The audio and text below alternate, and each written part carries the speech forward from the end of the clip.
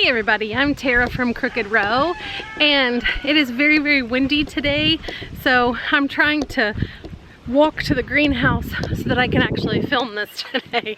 But good morning. Actually, it's good afternoon. I wanted to give a quick recap on what we have been doing this week, and we are also going to till. Oh, I know, everyone just fell over with a heart attack. We are a no-till farm, so I'm going to take you over in just a little bit and show you why we are going to till a space. But first things first, I wanted to bring you into the greenhouse and show you, let me put my coffee down, what we have planned for the bed in here. So we are still harvesting some of our beautiful dazzling blue kale, and I didn't want to pull those out, even though some of them are kind of looking a little sketchy. We'll pull those out at some point, but for now we have planted different types of tomato plants in here. And the reason why we have decided to do this is because we have had a very, very cool summer.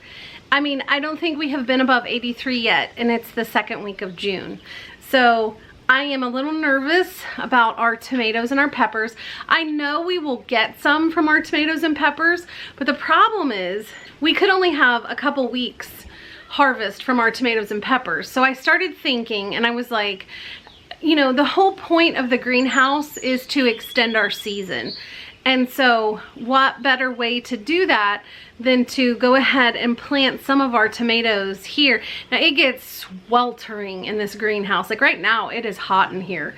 But I think that if we can keep it well watered, and we're gonna put in a cute little trellis system and things to, you know, so that they can have some rest and things.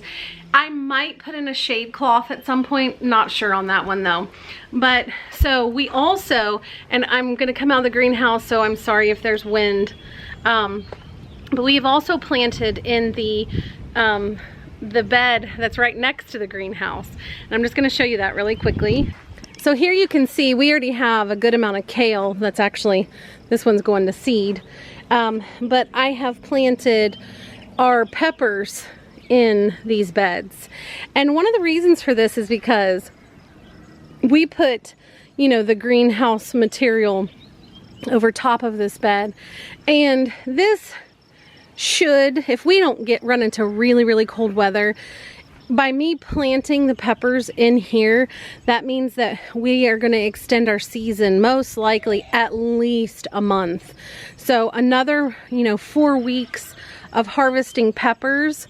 When organic peppers are $2 a piece, that is a money saver. So it's worth the extra effort of having to have extra watering and fertilizing for me to do this. Now I'm going to take you over to our raised beds because we've done a bunch of planting in there this week.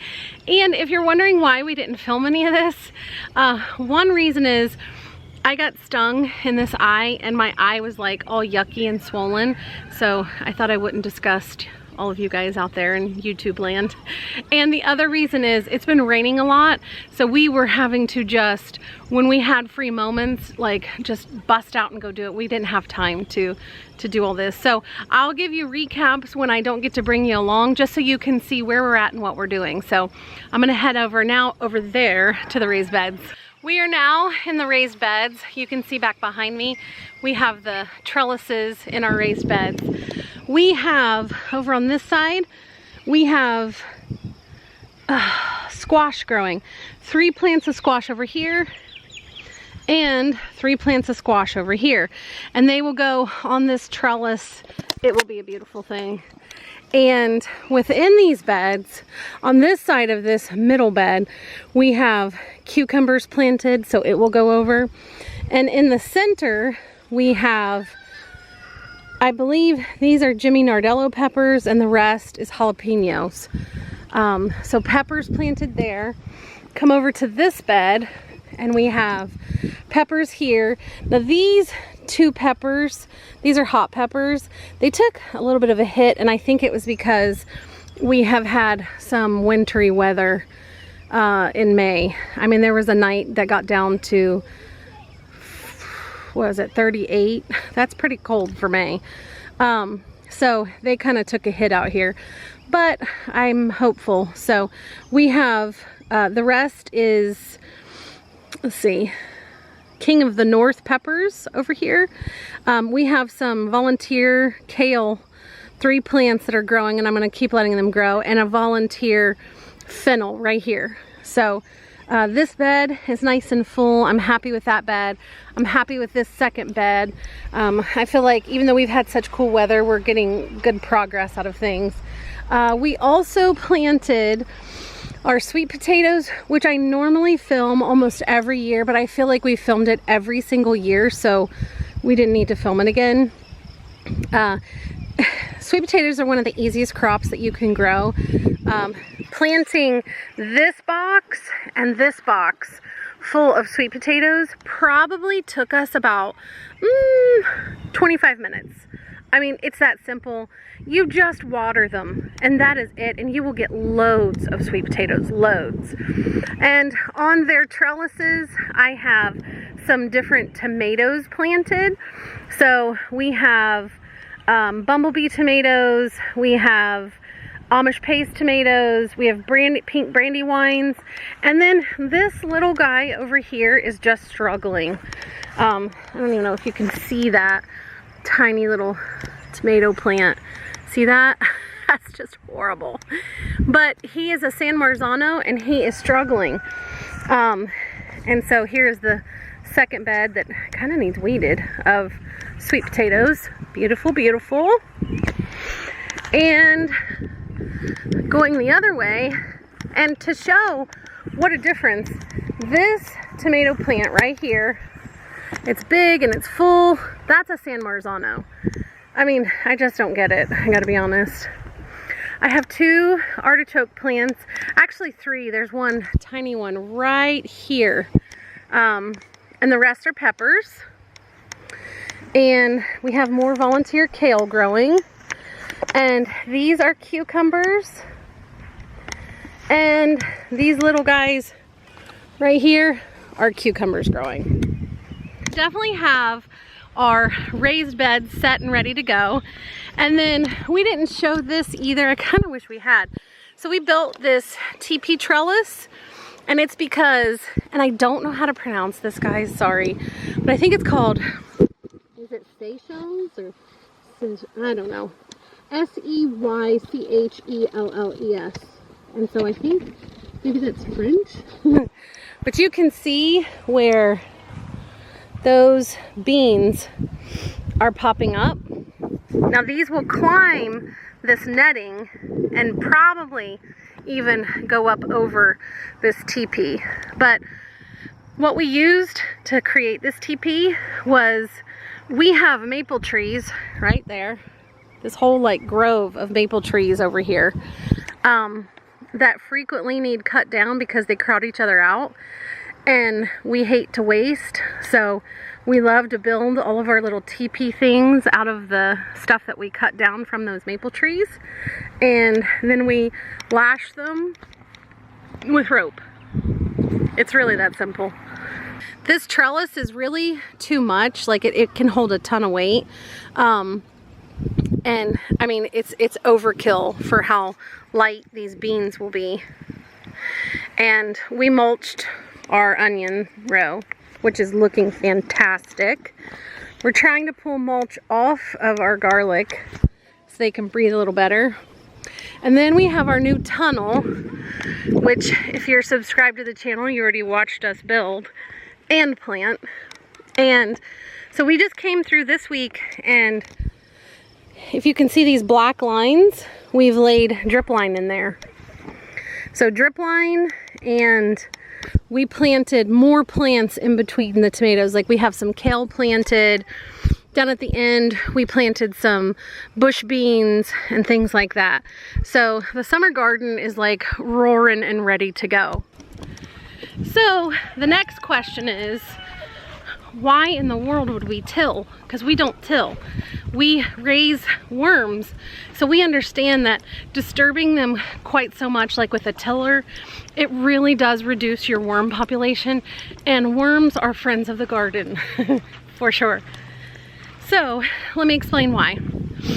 So I'm gonna pan over this way and you will see why we have to till if we want to plant in this year. If we did not want to plant this year and we wanted to wait till next year, we could cover everything in cardboard and put wood chips on it. That does work. But we want to plant this year, and we want to plant corn and sunflowers, and a lot of them. So let me pan and show you. So even if we bush hog all of this, the amount of corn and sunflowers that we will be growing, and I'm going to pan around and show you, even beyond those trees, all of this,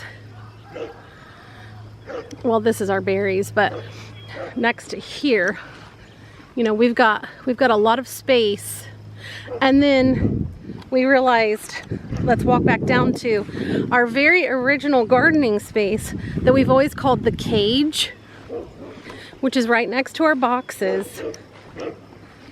We tarped this area, and the weeds, especially the horrible sticker bushes that we get, really it's wild lettuce and milkweed, but it's so thick in here that we're going to have to go ahead and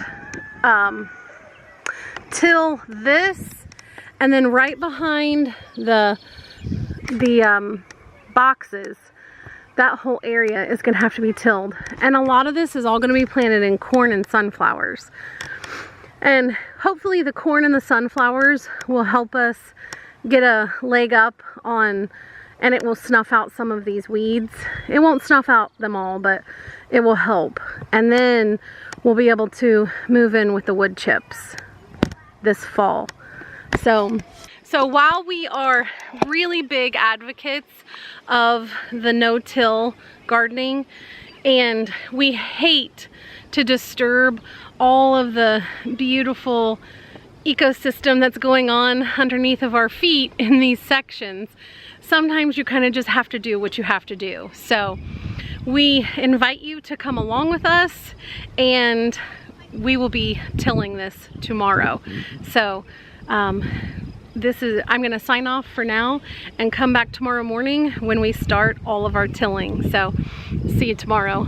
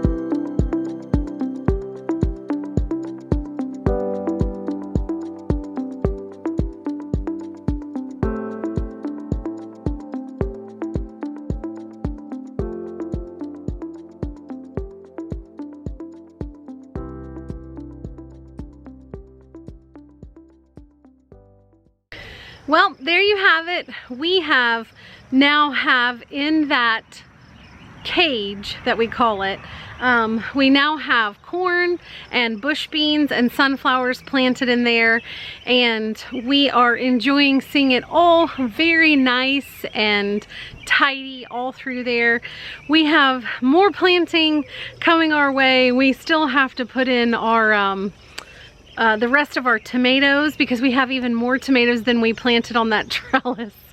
And we have so many other things coming, but we are in the full swing of summer. We absolutely love it. I love, even just in the camera, looking behind us and seeing all of that work back there. It's just, has been great. And typically we don't till, but this was a good fix for us this year to go ahead and till that patch so that we could plant right away. Otherwise we would have had to have waited till next year. So this fall we're going to go through the whole no-till where we lay cardboard and wood chips on the areas that we would like to make sure that we don't have to till next year, but that will be this fall, so you'll just have to keep following us and see where we go from here while we homestead on this farm. But thank you so much for watching. We really appreciate it and love your comments, so thank you so much, and we'll see you next time. And remember, if we can be a no-till farm and sometimes have to till, anybody can. Thanks. Bye. Bye.